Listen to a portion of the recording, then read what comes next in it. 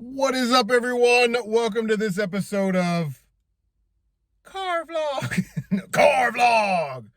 Listen, guys, we got a lot to get to today, so hopefully we can make it in our 8-minute time window. So let's just get going. Last week I was talking about Atari 2600 and some of my feelings for the Atari, and some of us narcissists out there, we like to keep track of how many games we beat in a particular year, and then we make notes and spreadsheets, and at the end of the year, we like to tell you about all the awesome games that we beat, because that's on your agenda to listen to us talk about the games that we played. But it got me thinking, like, how do you beat a game specifically on those classic gaming consoles that just kind of loop? And I'm interested to hear what your opinions are, so make sure you leave a comment down below. But I kind of broke it down into a few considerations. That was a time of the arcade, so arcades had kill screens. So should you have to reach the kill screen to be able to say that you beat, Pac-Man on 2600 or something? I don't know.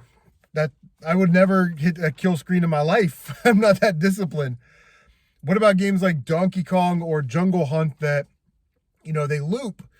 Jungle Hunt, there's 4 little stages. You rescue your daughter, and then the game starts over, Donkey Kong, depending on what version, there's between 2 on the Atari 2600 levels, and 4 or 5, maybe in the arcade if it has, like, the Pie Factory or something else, But in the 2600 version, there's 2 levels, and then it loops. So, do you just win the 2 levels and call it a day? I don't know. Is there a score that you have to hit, 100,000 points or whatever? If it's a game like Space Invaders, is it 4 or 5 screens? If you get past 4 or 5 screens, you get to call it a win. Those games weren't really made with that in design, right? They weren't making Atari games in the late 70s and early 80s going, hey, at the end of the year, there's going to be a bunch of people that count how many games they beat, and then they're going to do videos on that. So we need to be able to have games that people can beat. And that just wasn't the standard practice at the time. It was more, let's try an arcade port. Let's make simple games. Let's make clones of other games, lots and lots of clones of Pac-Man, lots and lots of clones of, that classic shooter style, So are there games that you just can't say that you beat? Like you'll never be able to say that you beat a game that has like infinite levels that just keeps looping. I don't know. That's, I guess, for discussion in the comments section. But I will say that, I'm counting 2 games this year. I beat Donkey Kong, has 2 levels.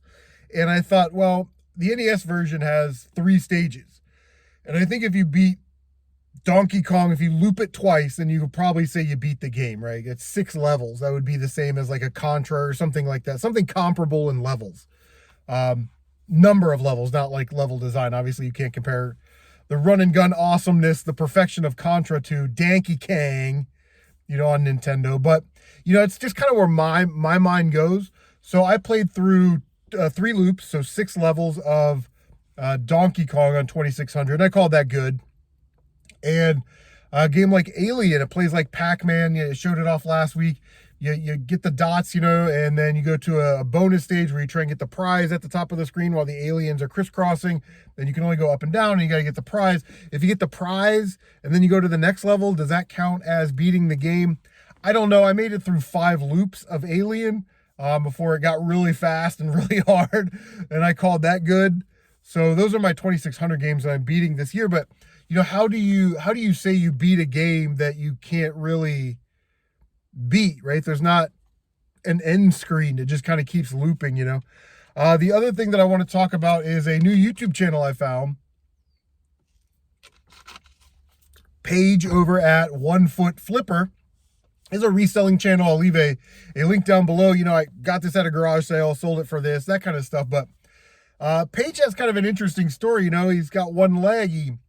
I thought Shark Attack, Samurai Sword Fight, something like that. But apparently he had flesh-eating disease, and it like put him in a coma, and he had to go to the hospital, and they had to remove his leg. And you want to talk about something that will change your life forever, right? Loss of mobility. And he still is able to do all of his eBay obligations. He's, a $10,000 a month in sales eBay seller, and, puts in the work. But really his videos are, why eBay wants to break up with you or something. You know what I mean? Like he has a very no nonsense approach to educating people about reselling. And a lot of new resellers want to whine and complain that eBay is somehow holding them back. And it's really like, he will tell you, like, your listing sucks. Your item is overpriced. Your description and your title is red truck.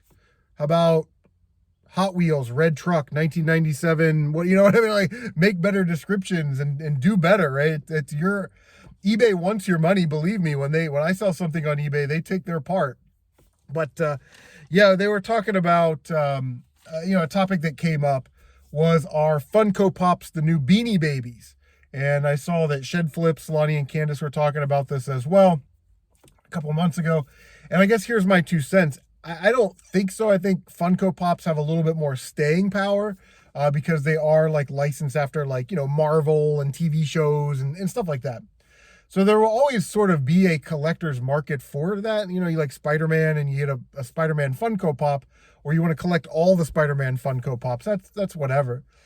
But I think where Funko is going wrong is by getting rid of $3 million of their inventory, and they're trashing it, because the message that they're sending to people that buy their product, and we're not talking about like that top 10%, those Comic-Con exclusives or super rare print number. I'm talking about like the general ones that you can go into GameStop or Walmart or something and buy. They'll never be worth any money.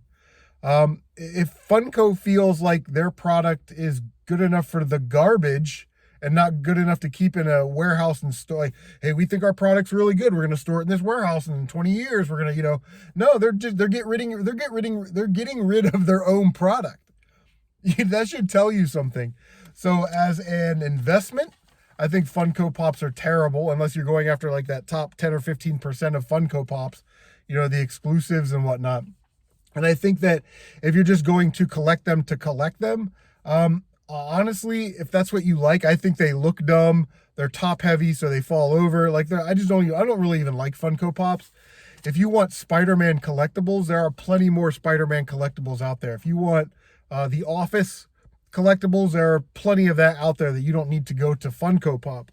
And by oversaturating their market like they did with Beanie Babies, while trying to create their own commerce system like Beanie Babies tried to do, people thought they were going to pay for their kids' college and pay off the houses with Beanie Babies back in the day.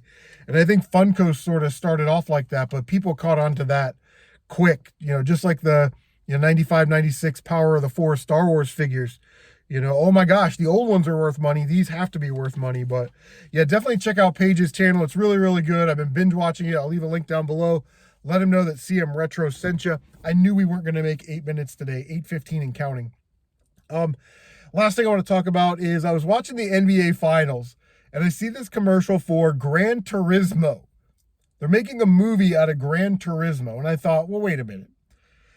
Live action movie-based video games never really pan out that well. Animated ones, Castlevania, the new Mario, pretty good, right? Good stuff. The Double Dragon movie from the 80s, not so good. The first Mario Brothers movie, not so good. Mortal Kombat, pretty good. Mortal Kombat Annihilation, Sonic's good, but it's like half animation, I mean, I don't know why they just can't make a really good video game live action movie, Ninja Gaiden. But it's kind of heartbreaking, because there are so many great video games out there that you can make movies out of, Ninja Gaiden. And Gran Turismo wouldn't even be my first pick for like a racing game, right? Because the cars should be the characters. They should be front and center. And there are no dialogue for the cars in Gran Turismo. I think F-Zero would be a better racing game to make a movie off of, because at least the drivers have some character. It looks like the Gran Turismo movie, like, these are the best Gran Turismo players in the world. Oh God, here we go, right? And we're going to put them on this track, and they're going to do Gran Turismo-y things. And it's like, come on, man. There are just plenty of video games out there, Ninja Gaiden, that you could make an awesome movie out of. Like Adventure Island might be kind of cool. You could definitely make God, there's just so many of them, right? Like, I don't know, pick a franchise what is a video game franchise, Ninja Gaiden, that you like, that you would like to see turned into a movie? Leave a comment down below. I don't know. That's what I have. That's it. That's the smoke for today, guys. Anyway, what are your guys' thoughts on how do you beat a game that can't be beat or loops? What video games, Ninja Gaiden, do you think should be made into a movie? Leave some comments down below. That is going to do it for this episode of Car Vlog. Take care of yourselves, and we will see you on the next one.